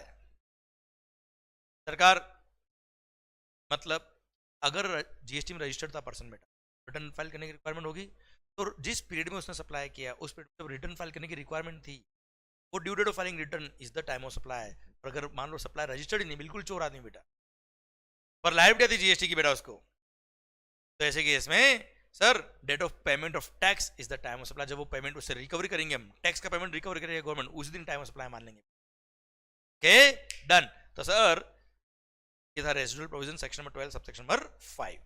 अच्छा sir चिराग भाई का एक डाउट है, सर फूड कूपन क्या होगा, आइडेंटिफाइबल मानेंगे या नहीं मानेंगे? आप मुझे बताओ फूड कूपन के अगेंस्ट क्या मिलने वाला है बेटा? फूड मिलने वाला है ना, फिक्स है यही फूड मिलेगा बेटा, बस सप्लाई आइडेंटिफाइबल है बेटा। ये बच्चे चलिए, अब मान लो फूड कूपन ऐसा होता है बेटा जो सुपरमार्केट का फूड कूपन है। फूड कूपन सुपरमार्केट का मतलब वेफर्स के पैकेट ले लो, ब्रेड ले लो, कुछ भी ले लो, तो बात अलग होगी बेटा, वहां नॉन आइडेंटिफाइबल हो गया। पर वो खाना कुक किया हुआ खाना मिलने वाला है, तो वहां पर रेट ऑफ टैक्स फिक्स है बेटा, क्लियर? तो वहां पे उसको आइडेंटिफाइबल बोलेंगे। ओके सरकार, आइए मालिक। Sir section number 12 subsection number 6 बोलता है क्या, अगर आपने कस्टमर से over and about the price कुछ interest, delayed payment charges, late payment fee या पेनल्टी के नाम पे कुछ और भी रिकवरी किया है, एडिशनल कंसिडरेशन, तो ऐसे केस में वो भी वैल्यू ऑफ सप्लाई का पार्ट बनता है। ऐसा हमने बात करी भी आगे बेटा, सेक्शन 15 पढ़ेंगे वैल्यूएशन में, पढ़ा हुआ है, हमने बात करी हुई है कि वो भी वैल्यू में इंक्लूड होता है। तो ऐसे केस में उसके लिए टाइम ऑफ सप्लाई क्या होगा, जब such amount is received, date when such additional consideration is received is the time of supply. Section number 12 subsection number 6 बोलता है क्या, सर अगर कभी भी assessee, delayed payment charges, late payment fee, interest etcetera या पेनल्टी किसी भी नाम से कस्टमर से over and about the price recovery करता है, तो वो जो इंटरेस्ट वाला पोर्शन है, लेट पेमेंट चार्ज वाला पोर्शन है, पेनल्टी वाला पोर्शन है, उसके लिए टाइम सप्लाई क्या होगा, जब पेमेंट रिसीव होता है। चलिए एग्जांपल के लिए मान लो आपने 1 करोड़ का सप्लाई किया, कस्टमर को 2 महीने का उधार दिया, कस्टमर अगर लेट हो गया तो आपने उससे 3 लाख रुपए इंटरेस्ट भी रिकवरी किया बेटा, क्लियर? टोटल कितना लिया, 1 करोड़ 3 लाख रिकवरी किया। तो ऐसे केस में 1 करोड़ के लिए टाइम सप्लाई कब आएगा, वो सेक्शन में 12 सबसेक्शन 2 बताएगा, date of issue of invoice. और 3 लाख के लिए टाइम सप्लाई कब आएगा, जब सच 3 लाख इज रिसीव्ड। मान लो 3 लाख रिसीव ही नहीं हुआ तो टाइम सप्लाई भी नहीं आएगा, लायबिलिटी भी नहीं आएगी बेटा। 1 करोड़ पे लायबिलिटी कब आएगी, जब इनवॉइस इश्यू किया। 3 लाख पे लायबिलिटी कब आएगी, जब पेमेंट रिसीव हुआ। पेमेंट रिसीव नहीं हुआ तो लायबिलिटी भी नहीं आएगी। क्लियर? डन सरकार। तो इन case of GST, in case of GST section number 12 subsection 6 बोलता है क्या, एडिशनल कंसिडरेशन अगर कस्टमर से चार्ज किया है तो जिस दिन वो एडिशनल कंसिडरेशन रिसीव होता है that is the time of supply. इसी के साथ ये सेक्शन नंबर 12 पूरा खत्म होता है। अब अच्छा एक निशांत भाई का डाउट आया, सर फूड मार्केट में सुपरमार्केट में भी आइटम फिक्स का है बेटा। सुपरमार्केट में सर बकेट भी मिलती है, कपड़े भी मिलते हैं, सर 2 तरह के आइटम मिलते हैं यार, और सब पे रेट ऑफ टैक्स अलग होता है। तो सप्लाई आइडेंटिफाइबल का है बेटा, कस्टमर तो जब आएगा उसकी जब इच्छा होगी वो खरीद लेगा बेटा। इलेक्ट्रॉनिक आइटम भी ले सकता है वहां से, कपड़े भी ले सकता है, खाने के आइटम भी ले सकता है, जो चाहे ले सकता है ना सुपरमार्केट से। क्लियर? वो तो जब खरीदेगा, जब रिडम्पशन कराएगा तब पता पड़ेगा क्या खरीदा उसने बेटा। चेयर खरीदा है, किचन खरीदा है, खिलौने खरीदे, क्या पता पड़ेगा बेटा। क्लियर? पर अगर वाउचर में लिखा है कि नहीं इसके अगेंस्ट टॉय ही मिलेगा और वो भी ये वाला, जैसे ज्वेलरी मिलेगी, ज्वेलरी में कोई भी ज्वेलरी लो बेटा, रेट ऑफ टैक्स सेम है बेटा, इसलिए बोलते हैं सप्लाई इज आइडेंटिफाइड। ओके ऐसे डिफाइन करते हैं। आइए ये सेक्शन में 12 पूरा खत्म होता है। अब ये था आपका क्या, time of supply for goods. I hope शिद्दत से समझ में आया बेटा आपको। ओके आइए time of supply for services की बात करते हैं, सेक्शन नंबर 13। अच्छा एक बार सेक्शन में 12 वापस से रिपीट कर रहा हूं, ध्यान देना बेटा। सेक्शन में 12 क्या बोलता है, सब सेक्शन 1 सेक्शन 12 कि गुड्स के केस में लायबिलिटी आएगी जब टाइम ऑफ सप्लाई आएगा, और टाइम ऑफ सप्लाई कब आएगा, ये फॉलोइंग सबसेक्शंस डिफाइन करेंगे। सबसेक्शन 2 बोलता है क्या, फॉरवर्ड चार्ज मैकेनिज्म में टाइम ऑफ सप्लाई कब आएगा, date of issue of invoice, और अगर इनवॉइस टाइमली इशू नहीं किया तो जब इनवॉइस इशू हो जाना चाहिए था एज पर सेक्शन 31 वो दिन, या receipt of payment whichever is earlier is the time of supply. पर अगर कभी भी पेमेंट जो कस्टमर ने दिया है हमको जो पेमेंट रिसीव हुआ है वो अगर एडवांस में रिसीव हुआ है तो उस पर टैक्स पे करने की जरूरत नहीं है। जब उसका इनवॉइस इश्यू करोगे तभी टैक्स पे करना, except specified actionable claim. Specified actionable claim में आपको टैक्स अभी पे करना पड़ेगा। ओके मालिक, डन सरकार। Second, section number 12 subsection number 3, reverse charge mechanism. जहां जहां रिवर्स चार्ज मैकेनिज्म लगता है वहां वहां रेसिपिएंट लायबल होता है, और जहां रेसिपिएंट लायबल होता है वहां टाइम ऑफ सप्लाई कब आएगा? सर या तो रेसिपिएंट को गुड्स रिसीव हो गया, आप रेसिपिएंट हो, रेसिपिएंट को गुड्स रिसीव हो गया, या उसने सप्लायर को पेमेंट कर दिया, उसके बुक से डेबिट हो, उसकी बुक्स अकाउंट्स में पेमेंट की एंट्री कर दी, या बैंक अकाउंट से डेबिट हो गया, whichever is earlier is the date of making payment. तो जब गुड्स रिसीव हो गया, या आपने सप्लायर को पेमेंट कर दिया, या फिर 31st day from the date of issue of invoice whichever is earlier is the time of supply. और इन तीनों इवेंट्स अगर टाइम ऑफ सप्लाई डिटरमाइन नहीं हो रहा है तो जब सर रेसिपिएंट उस ट्रांजैक्शन को बुक्स में रिकॉर्ड करेगा वही दिन क्या हो जाएगा? Time of supply. Section number 12 subsection number 4 बोलता है क्या? वाउचर्स और कूपन के केस में इफ सप्लाई इज आइडेंटिफाइबल कि इस वाउचर के अगेंस्ट यही मिलने वाला है, सर जब वाउचर इश्यू करोगे वही दिन टाइम ऑफ सप्लाई हो जाएगा। But if supply is not identifiable at the time of issue of voucher, तो वाउचर जब रिडीम कराओगे वो दिन क्या हो जाएगा? Time of supply. Sir subsection number 5 बोलता है रेसिडुअल प्रोविजन। सबसेक्शन 2, 3, 4 से आपका टाइम ऑफ सप्लाई डिटरमाइन नहीं हो पा रहा है तो ऐसे केस में अगर रिटर्न फाइल करने का रिक्वायरमेंट था तो due date of filing return is the time of supply. जैसे फ्रॉड वगैरह किया, इन्वेस्टिगेशन पता पड़ा कि आप चोर हो बेटा, तो due date of filing return is the time of supply. और in any other case date of making payment of the tax is the time of supply. Subsection 6 बोलता है क्या? अगर कस्टमर से over and above the price interest, delayed payment charges, late payment fee etcetera recovery किया है तो वो भी वैल्यू का पार्ट बनता है। तो उस वाले पोर्शन के टाइम ऑफ सप्लाई कब आएगा? जब वो इंटरेस्ट अमाउंट या लेट पेमेंट फी या पेनल्टी वगैरह रिसीव होगी उस दिन टाइम ऑफ सप्लाई आएगा। जितना अमाउंट आया है उतने के लिए टाइम ऑफ सप्लाई आएगा, पेमेंट नहीं आया टाइम ऑफ सप्लाई भी नहीं आएगा। क्लियर? डन सरकार। ये था आपका सेक्शन नंबर 12 गुड्स के लिए। आइए सेक्शन नंबर 13 सर्विसेज के लिए बात करते हैं सर। अच्छा निशांत भाई एक और बात, कंटिन्यू सप्लाई ऑफ गुड्स के केस में क्या होता है बेटा कि या तो supplier periodically statement of account issue करेगा रेसिपिएंट को कि मैंने इतना इतना माल सप्लाई किया है, तो उस दिन जिस दिन उसने स्टेटमेंट इश्यू किया उस दिन उतना अमाउंट का इनवॉइस भी इश्यू करना पड़ेगा और वही दिन टाइम ऑफ सप्लाई आ जाएगा। और अगर ऐसा नहीं है, कस्टमर पीरियडिकली पेमेंट मेरे को देता है बेटा, जैसे हर महीने की 5 तारीख को मैं 5-5 लाख रुपए पे करूंगा, तो 5 लाख रुपए जब पेमेंट कर रहे हो आप मेरे को, तभी मेरे को उतना अमाउंट का इनवॉइस इश्यू करना पड़ेगा, वही दिन टाइम ऑफ सप्लाई हो जाएगा बेटा। क्या मालिक? चलिए सरकार। सर इन केस ऑफ एक और सर इनवॉइस कब इश्यू करना पड़ता है? अरे भावेश भाई तुम इतनी इतनी बार रिवीजन करवाओगे मेरे से अगर, तो ये फास्ट ट्रैक बैच है भाई। सर सुनना ध्यान से, time limit for issue of invoice. Sir invoice कब इश्यू करना पड़ता है? जहां पे भी movement of the goods involve होता है वहां पर ऑन और before removal of the goods invoice issue करना पड़ता है। जहां मूवमेंट इन्वॉल्व नहीं होता है वहां पर सर जब गुड्स मैंने कस्टमर को अवेलेबल करा दी, डिलीवरी दे दी, वही दिन क्या होगा? टाइम और उस दिन मेरे को इनवॉइस इश्यू करना पड़ता है बेटा। सर जहां पे सेल ऑन अप्रूवल बेस पे है तो या तो कस्टमर ने अप्रूवल दे दी वो दिन, या 6 months from the removal whichever is earlier is the time of supply is the date when invoice is required to be issued बेटा। और कंटिन्यू सप्लाई ऑफ गुड्स के बारे में आपको बात कर चुका बेटा। ओके चलिए सरकार। आइए सेक्शन नंबर 13 ध्यान से सुनिए, पूरा कंसंट्रेशन याद रखिए बेटा। सेक्शन नंबर 13 सर्विसेज के लिए सबसेक्शन 1 बोलता है क्या? जब टाइम ऑफ सप्लाई आएगा उस दिन लायबिलिटी आएगी जीएसटी पे करने की। टाइम ऑफ सप्लाई कब आएगा ये फॉलोइंग सबसेक्शंस आपको बताएंगे। सबसेक्शन नंबर 2 बोलता है क्या? Main section. Sir date of issue of invoice और receipt of payment whichever is earlier is the time of supply. I repeat, date of issue of invoice और receipt of payment whichever is earlier is the time of supply. Sir services के case में advance receive होने पे भी supplier मैं हूं, recipient आप है, आपने मुझे एडवांस फीस दे दी तो भी टाइम ऑफ सप्लाई आ जाएगा और टैक्स पे करना पड़ेगा। जितना अमाउंट रिसीव हुआ एडवांस का उतना अमाउंट पे टैक्स पे करना पड़ेगा। I repeat, in case of services, in case of services time of supply कब आएगा बेटा?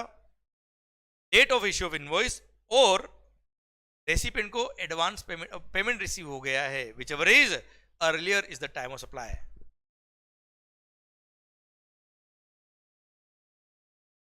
ओके मालिक,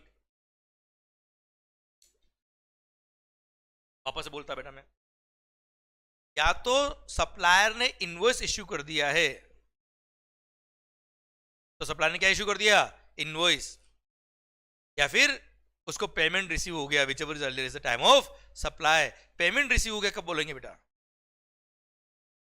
रिसीव हुआ ना मेरे को बेटा, या तो मेरे बैंक अकाउंट में पैसा क्रेडिट हो गया, पैसा आ गया, डिपॉजिट हो गया, या फिर मैंने अपने बुक्स में एंट्री कर दी regarding receipt of payment whichever is earlier is the date of receipt of payment.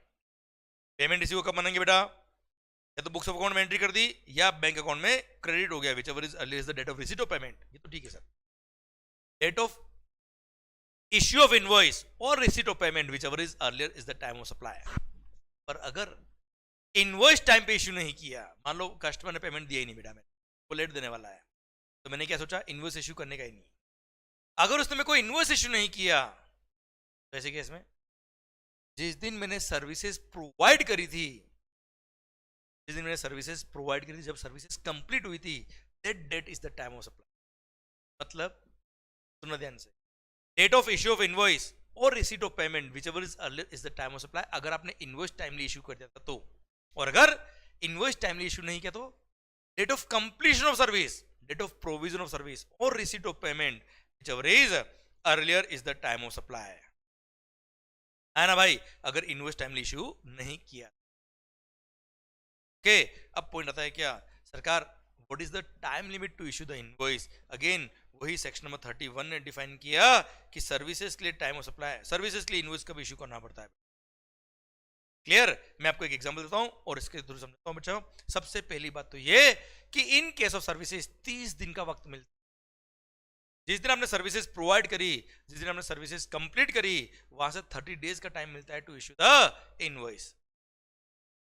That date will be the sir relevant date, कि सर जिस दिन सर्विसेज प्रोवाइड करी वहां से 30 दिन के अंदर इनवॉइस इश्यू कर दिया, तो date of issue of invoice और receipt of payment whichever is earlier. और अगर 30 दिन के अंदर इनवॉइस इश्यू नहीं किया तो date of completion of service और receipt of payment whichever is earlier is the time of supply.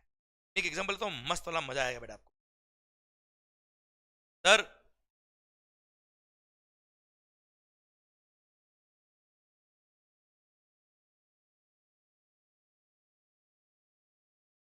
Section number 13 subsection 2 time of supply. बात करता हूं मस्त वाली बेटा आपसे। सर यहां मैं बहुत सारे एग्जांपल लिखता हूं, मजा आएगा आपको, एंड बी इन्वॉल्व्ड। बच्चों जो भी ऑनलाइन लेक्चर देख रहे हैं प्लीज मेरे से बात करते रहे, इंटरेक्ट करते रहे। Interact in the sense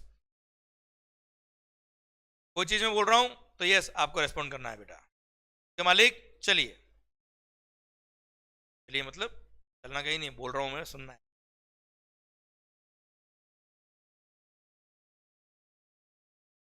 okay sir, ये है आपका सप्लाई, सप्लाई हो गया, सर्विसेज कंप्लीट हो गई, मतलब कंप्लीशन ऑफ सर्विस। फिर date of issue of invoice, ये है date of receipt of payment, यहां लिख रहा हूं क्या, time of supply. First case, case number 1, suppose हमारे निशांत भाई, निशांत आपकी सर्विसेज कंप्लीट हो गई कब बेटा? 14 फेब। बिल कब इश्यू किया? Sir 28 February. Part in payment कब किया बेटा? 25 मार्च। बताओ टाइम ऑफ सप्लाई क्या आएगा? सर्विसेज की बात कर रहा हूं बेटा मैं आपसे। सर तो सबसे पहले क्या चेक करेंगे आप? सबसे पहले हमेशा चेक करना है क्या invoice with in 30 days issue हो गया क्या।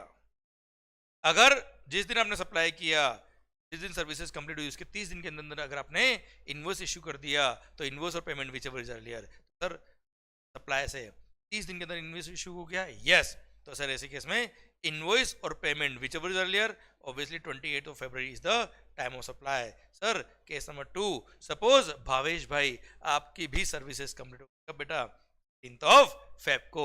सर आपने कब इनवॉइस, आपने 1 मार्च को बिल इश्यू किया। सर पार्टी ने पेमेंट कब किया? सर 25 मार्च को पार्टी ने पेमेंट किया, दोनों की पार्टी थी बेटा, इसको पेमेंट करके फिर इसको भी पेमेंट करके। क्लियर? सही है, टाइम ऑफ सप्लाई। सबसे पहली बात, क्या with in 30 days bill issue हो गया क्या? कंप्लीशन के 30 दिन में बिल इशू हुआ है, यस।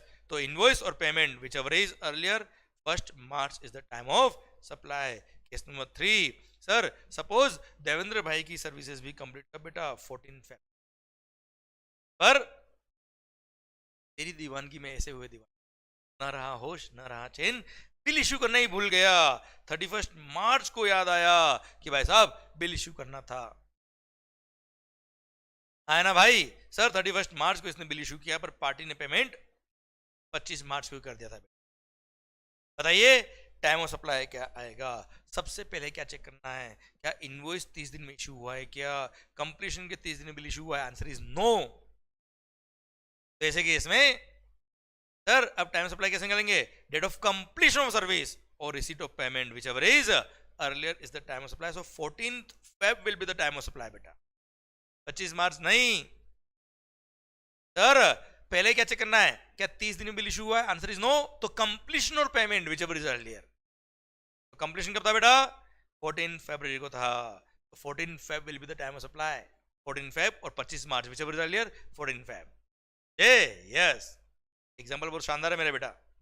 फिर सपोज मान लो सर आप में से हमारे युवराज भाई, आपकी भी सर्विसेज कंप्लीट कर बेटा 14 Feb। कहा है ना भाई सर? और खास बात, इनवॉइस कब इशू किया? सेम डे बिल फाड़ दिया बेटा। सर वो पार्टी भाग गई बेटा, बैड डेप्ट। अब बताओ टाइम ऑफ सप्लाई। सर अब ऐसे केस में टाइम ऑफ सप्लाई कब आएगा? सबसे पहली बात तो ये, क्या invoice with in 30 days issue कर दिया? यस। अगर इनवॉइस 30 दिन के अंदर इशू कर दिया तो नाउ इनवॉइस और payment whichever is earlier, payment तो आया ही नहीं, इनवॉइस इशू हो गया, तो invoice is the time of supply. 14 Feb will be the time of supply. मतलब बैड डेप्ट हो या कुछ भी, डोंट केयर, जेब से टैक्स पे करना पड़ेगा। इनडायरेक्ट टैक्स है, कस्टमर पे करे ना करे, सप्लायर को टैक्स पे करना। A very good. कर अगला केस। मान लो सर हमारे आशुतोष भाई, आपकी भी सर्विसेज कंप्लीट कब बेटा? 14 Feb। इनवॉइस कब इशू किया? 15 मार्च को। क्लियर? पार्टी ने पेमेंट कब किया? 1 जनवरी को एडवांस पेमेंट देके गई पार्टी, एडवांस बुकिंग। अब बताओ टाइम ऑफ सप्लाई क्या आएगा? तो सबसे पहली बात ये, क्या कंप्लीशन के 30 दिन बिल इशू किया? पहले चेक करो विद इन 30 डेज 30 दिन कैसे पूरे हुए कि नहीं हुए।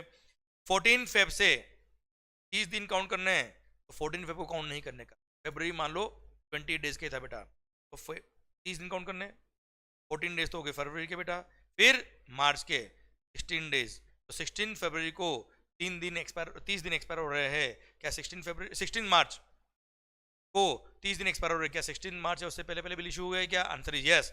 तो इनवॉइस और payment whichever is earlier, payment is earlier. So 1 January is the time of supply. Good.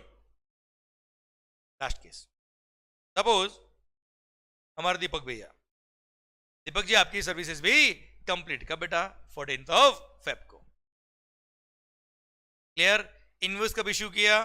Sir 15 मार्च को इनवॉइस इशू किया, with in 30 days bill issue हो गया। ओके। अब पार्टी ने पेमेंट कब किया? 1 जनवरी को एडवांस पेमेंट किया 10 लाख रुपए, और रिमेनिंग पेमेंट किया 25 अप्रैल को 40 लाख का बेटा, 50 लाख का बिल था इनका। लंबा हाथ मारा इन्होंने सर। अब सबसे पहला पॉइंट आता है क्या? टाइम ऑफ सप्लाई क्या होगा? सबसे पहले चेक करो क्या with in 30 days bill issue हुआ है क्या? Answer is yes. कि 16 मार्च को 30 दिन पूरे हो रहे, आपने 30 दिन के अंदर इशू कर दिया। अब ऐसे केस में टाइम ऑफ सप्लाई क्या आएगा बेटा? अब इनवॉइस और payment whichever is earlier देखने का। इनवॉइस कब इशू हुआ? 15 मार्च को। पेमेंट कब आया? 1 जनवरी को। तो 1 जनवरी is the time of supply, but for 10 lakh, जितना रिसीव हुआ उसके रिमेनिंग अमाउंट के लिए 25 अप्रैल और 15 March whichever is earlier 15 March time of supply for remaining 40 lakh. I hope you got the entire fundamental of time of supply. Very good answer Bhavesh भाई। Clear? Done. तो sir in case of GST time of supply for services क्या हो रहा है? I hope पूरा आपको समझ में आ रहा है शिद्दत के साथ बेटा। अरे क्लियर है सर? अब देखो सर, अब ध्यान से अगर देखोगे तो मैंने एक एक पॉइंट और शिद्दत से ये एग्जांपल जो लिखे ना बेटा, भले कहते हैं पर सर बहुत काम के एग्जांपल है, देखना ध्यान से। अच्छा यहां तक जिसने आई एम श्योर, आई बेट कि एग्जाम का कोई भी क्वेश्चन आपका गलत नहीं हो। अगली बात सुन ली, कंसल्टेंट। सर देखना ध्यान से, मालिक किस तरह से टैक्स प्लानिंग हो सकती है वो सब एग्जांपल मैंने यहां लिखा है बेटा। सबसे पहला केस देखोगे अगर आप तो सर 28 फरवरी, जब पता है सर्विसेज कंप्लीट 14 फेब को, देखो सारे केस में मैंने एग्जांपल एक ही लिया बेटा। अब टैक्स प्लानिंग सीखते बेटा। 14 फेब को आप सर्विसेज प्रोवाइड करने वाले हो बेटा। पता है आपको कि पार्टी पेमेंट बाद में ही करने वाली है, मार्च महीने में पेमेंट करेगी। अब सोचो आपने अगर 28 फरवरी को इशू कर दिया होता तो 28 फरवरी टाइम सप्लाई आ गया, मतलब फरवरी महीने में लायबिलिटी आ गई। यही अगर आपने दिमाग लगाया होता और एक दिन बाद बिल इशू किया होता 1 मार्च को, तो आपका टाइम ऑफ सप्लाई 1 मार्च आता। 1 मार्च आता मतलब मार्च महीने की लायबिलिटी के साथ टैक्स पे करना है। सर 28 फरवरी को अगर आपने 28 फरवरी को अगर आपने सर इनवॉइस इशू कर दिया होता तो 28 फरवरी is the time of supply. It means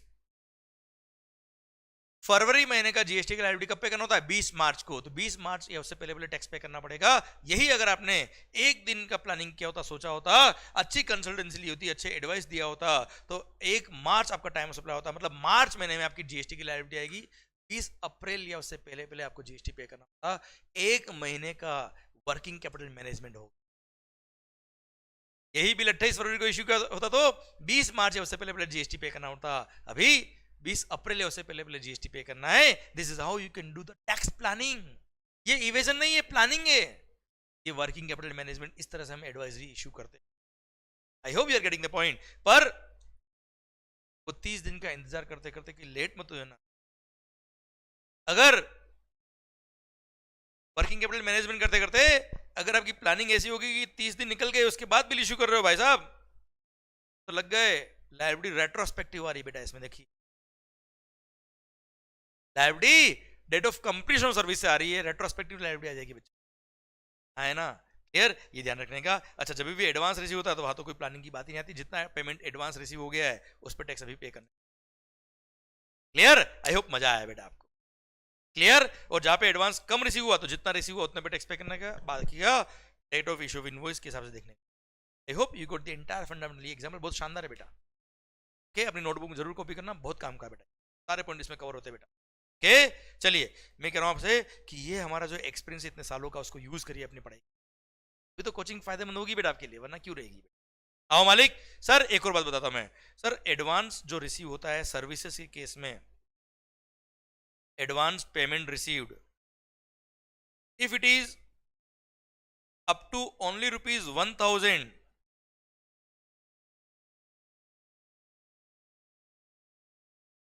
if advance जो आपको रिसीव हुआ वो अप टू रुपीज 1000 है, तो सर उस एडवांस का आपको अलग से हेडेक लेने की जरूरत नहीं है। मतलब 1000 रुपए तक का एडवांस अगर रिसीव हुआ है तो इस पे जीएसटी जब आप इनवॉइस इश्यू करेंगे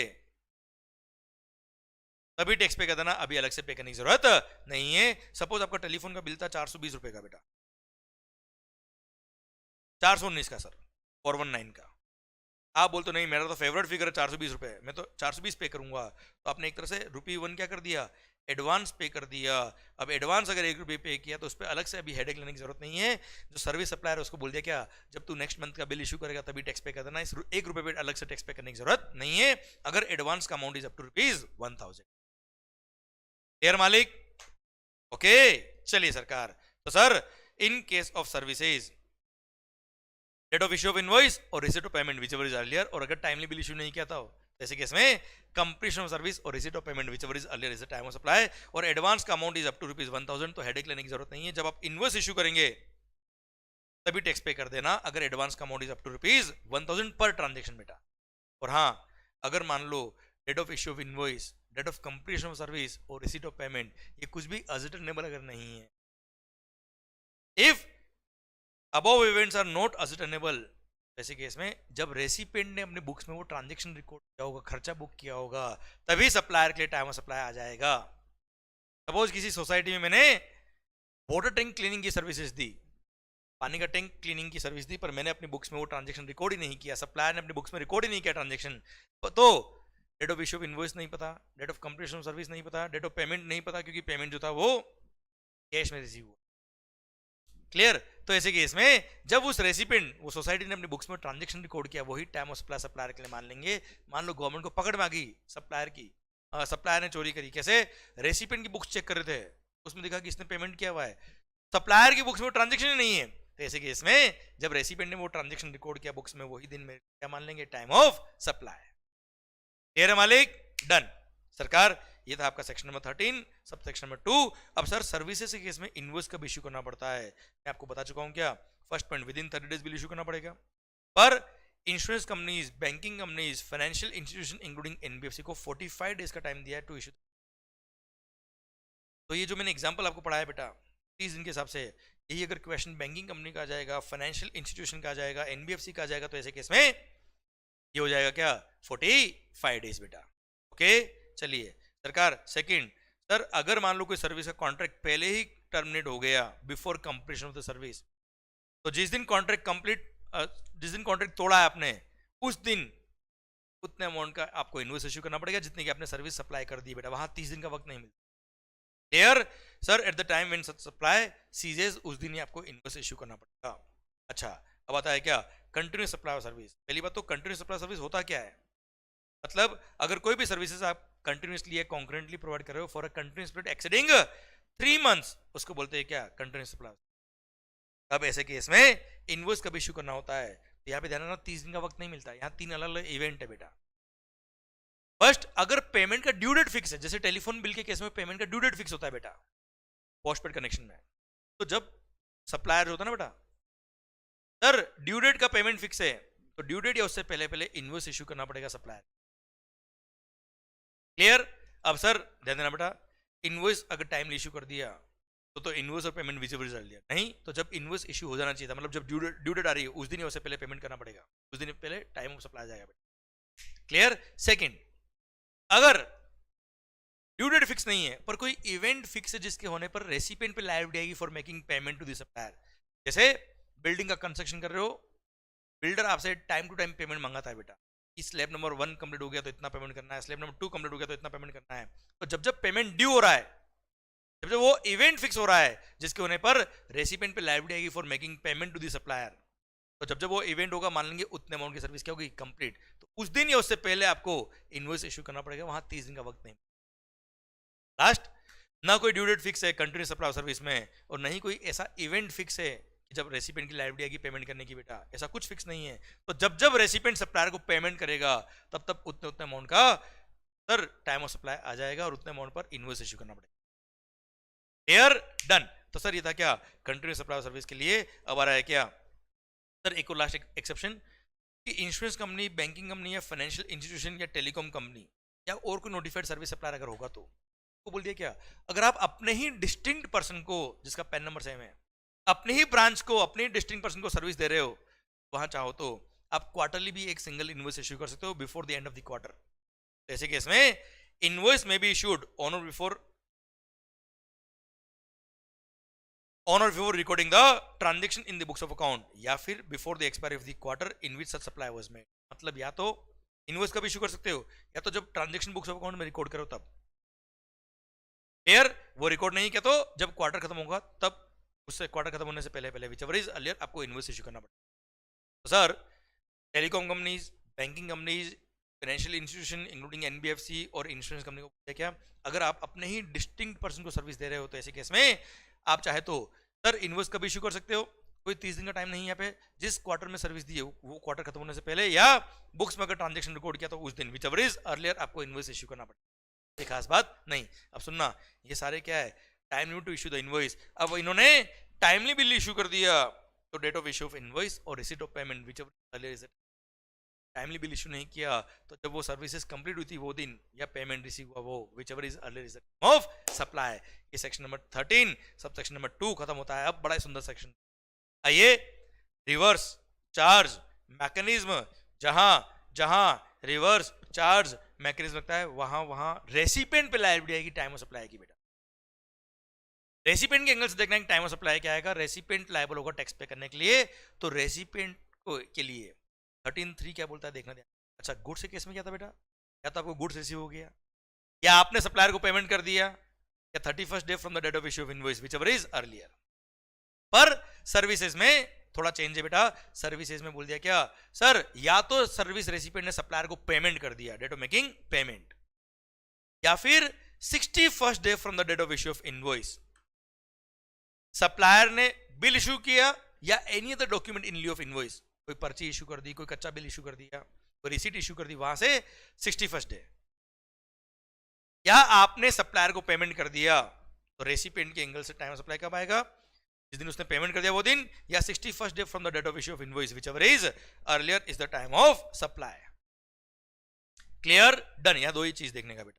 और हाँ, इन दोनों इवेंट से अगर टाइम ऑफ सप्लाई डिटरमाइन नहीं होता है तो जब रेसिपिएंट ने वो ट्रांजैक्शन अपने बुक्स में रिकॉर्ड किया होगा वही क्या हो जाएगा, time of supply, date of entry in the books of account of the recipient of supply.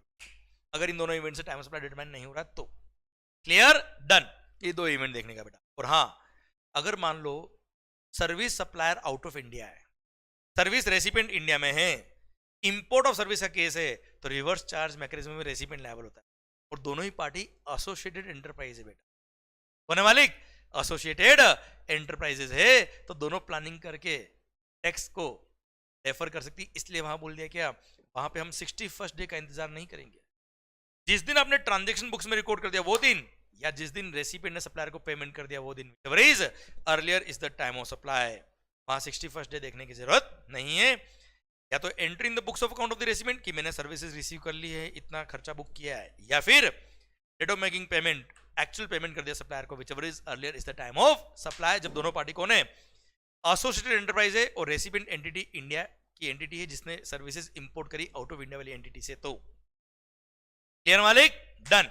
ये था क्या, section number 13 sub section number 3, जहां जहां रिवर्स चार्ज मैकेनिज्म लगता है वहां वहां क्या होता है। वापस से रिपीट करता बेटा, सेक्शन नंबर 13 सब सेक्शन 3 बोलता है क्या सर, रिवर्स चार्ज मैकेनिज्म में रेसिपिएंट लायबल है, तो रेसिपिएंट के एंगल से देखने का क्या कि टाइम ऑफ सप्लाई कब आएगा, कब आएगा बेटा, जब रेसिपिएंट ने सप्लायर को पेमेंट कर दिया वो दिन, या 61st day from the date of issue of invoice whichever is earlier is the supply.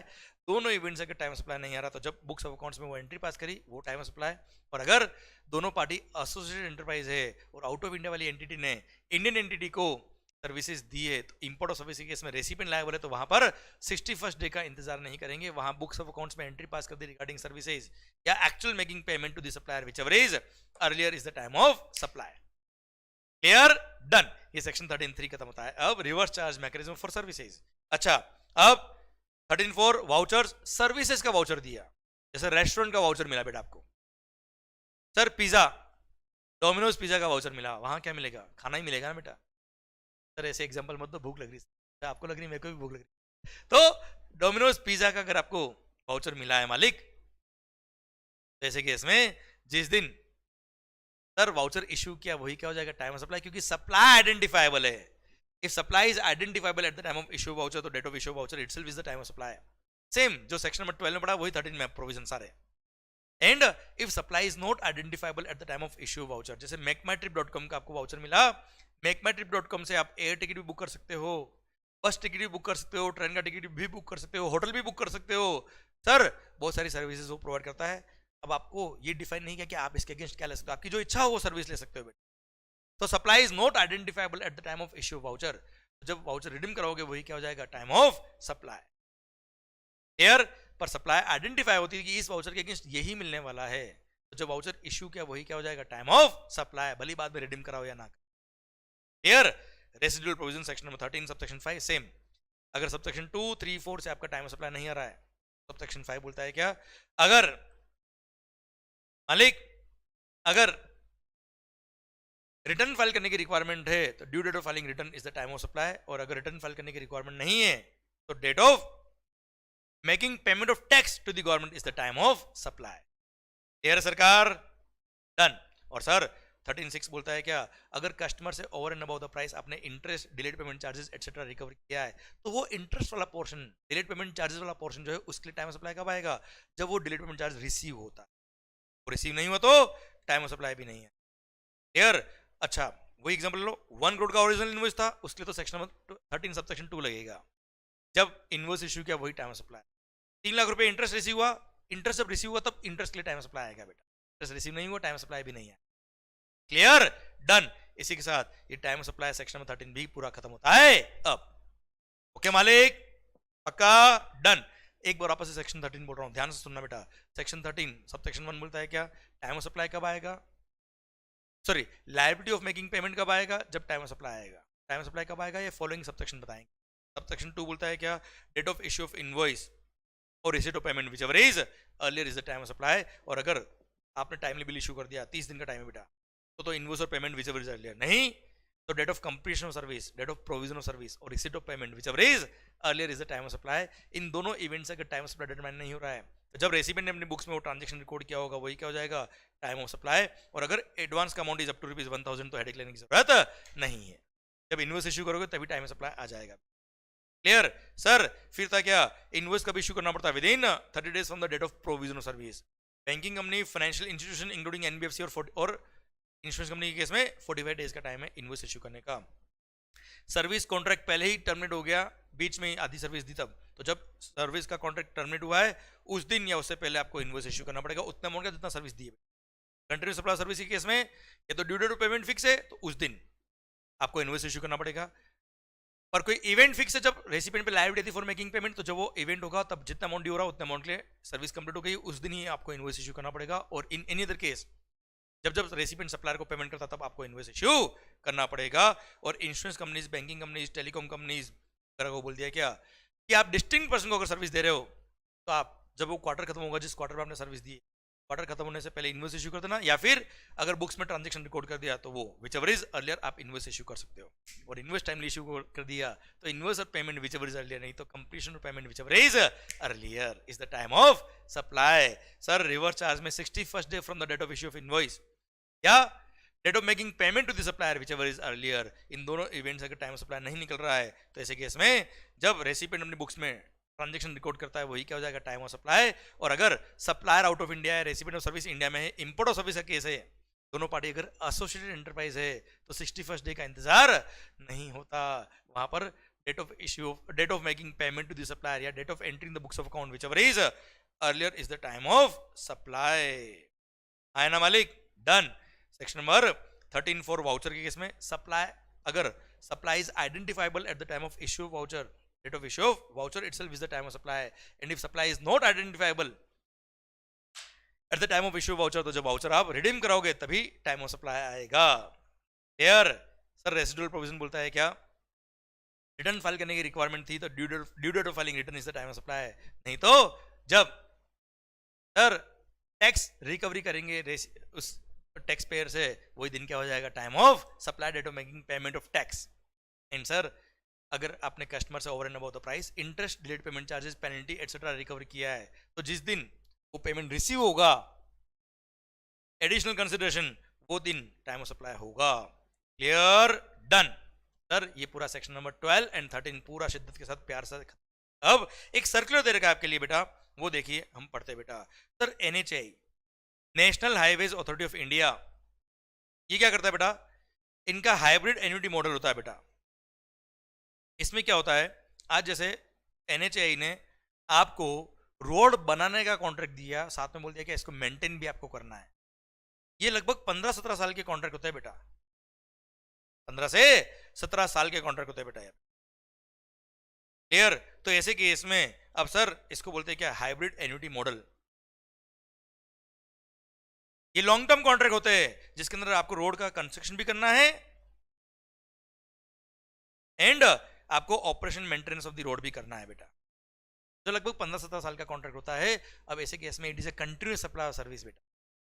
पर यहां पे क्या होता है बेटा, सिंस आपने सर्विसेज प्रोवाइड करी इसको, NHAI को, अब यहां पर सर आपको टैक्स पे करना पड़ेगा। अब यहां पे इस कॉन्ट्रैक्ट को 2 कॉन्ट्रैक्ट में डिवाइड नहीं कर सकते बेटा, रोड बनाने का कॉन्ट्रैक्ट अलग हो गया, मेंटेन करने का कॉन्ट्रैक्ट अलग हो गया, ऐसा पॉसिबल नहीं है। क्लियर। तो ऐसे केस में अब टाइम ऑफ सप्लाई क्या आएगा, it's a continuous supply service. तो पीरियोडिकली जब जब आप इनवॉइस इश्यू करोगे वो दिन या एक्चुअल आपको जब गवर्नमेंट पेमेंट करी, NHAI जो पेमेंट करी वो which ever is earlier is the time of supply. और अगर आपने इनवॉइस टाइमली इश्यू नहीं की, ऐसे केस में क्या होगा बच्चों, सर जब जब आपका वो इवेंट पूरा हुआ जब पेमेंट ड्यू होता है बेटा, है ना भाई, या तो ड्यू डेट पेमेंट फिक्स होगा बेटा, या कोई इवेंट फिक्स होगा कि इतना रोड बनाने के बाद या इतना कॉन्ट्रैक्ट कंप्लीट होने के बाद मेरे को पेमेंट करना होगा। तो सर जब वो पेमेंट ड्यू हो रहा है वो, या आपने जब वो इवेंट कंप्लीट किया है वो, वहां से आप कंपेयर करेगा किसको, date of receipt of payment को, whichever is earlier is the time of supply. Clear, ये लिखा है देखिए sir, accordingly the time of supply of services under HAM contract including construction and operation management, O&M मतलब operation and maintenance, should be the date of issue of invoice और receipt of payment whichever is earlier, अगर आपने invoice timely issue कर दिया तो clear, और अगर invoice timely issue नहीं किया तो सर जब वो इवेंट स्पेसिफाइड है कि ये होने पे पेमेंट ड्यू होगा बेटा, वो दिन, या date of making payment whichever is date of receipt of payment whichever is earlier is the time of supply. हाँ है ना भाई, कि रोड कॉन्ट्रैक्ट पूरा करोगे आप या इतना पोर्शन पूरा करोगे तब आप सप्लायर को इनवॉइस इशू करोगे. अगर आपने टाइमली बिल इशू नहीं किया, कुछ दिन इशू नहीं किया, तो जब इनवॉइस इशू हो जाना चाहिए था, कब, जब वो इवेंट पूरा हुआ बेटा तब, या receipt of payment whichever is earlier is the time of supply. कोई खास बात नहीं बेटा, है ना भाई. अच्छा, जब NHAI आपको इंस्टॉलमेंट में पेमेंट करती है या लेट पेमेंट करती है तो आप कई बार इंटरेस्ट भी ऐड करते हो बेटा. तो इंटरेस्ट भी अगर आपने रिकवरी किया है NHAI से तो इंटरेस्ट पे भी GST लगता है, और इंटरेस्ट पे GST लगेगा सर, वो भी वैल्यू में include. Interest shell also form part of value of supply, है ना भाई, क्लियर. और इंटरेस्ट पे भी GST लगेगा. इंटरेस्ट जब रिसीव होगा तब पेमेंट आपको टैक्स की लायबिलिटी आएगी बेटा, खास बात नहीं. यहाँ तक क्लियर, पक्का. ये आपका एक तरह से कंटिन्यूस सप्लाई सर्विस को मैंने एक तरह से रिवाइज कराया आपको इस एग्जांपल को लेके. आई hope you got the entire point. अरे हाँ ना मालिक, सर इसी के साथ ये time of supply for goods and services including the circular खत्म होता है अब. क्लियर सर, चिराग भाई, देवेंद्र भाई, भावेश जी, तन्वी, समझ में आया कि नहीं आया? फुल माहौल बन रहा कि नहीं बन रहा है भाई? हाँ जी, जो भी ऑनलाइन बैठे बेटा लाइव देख रहे हैं, I hope you got the entire topic. I hope you got the entire concept. हाँ Chirag, it is a kind of BOOT model बेटा, built, operate and transfer model. बिल्कुल सही कह रहे हो बेटा. क्लियर सर, अलग अलग इंडस्ट्री में अलग अलग नाम देते बेटा. माहौल शानदार वाला. ओके सर, देखिए आपके लिए एक छोटा सा मैसेज लिखा है बेटा. क्या? You don't have to be great to start, but you have to start to be great. Sir great बनने के लिए आपको कुछ एक्स्ट्रा एफर्ट नहीं करना है, पर यस सर, ग्रेट बनने के लिए आपको स्टार्ट तो करना पड़ेगा ना. You don't have to be great to start. आप बहुत महान हो स्टार्ट करने के लिए, ऐसा जरूरी नहीं है, पर यस जिसने स्टार्ट कर दिया वो जरूर महान बन जाएगा, अगर उसकी डायरेक्शन सही है, अगर उसने मेहनत पूरी करी है, पूरी डेडिकेशन के साथ अगर आपकी मेहनत है तो फुल माहौल बनेगा. And yes you will be a great a day.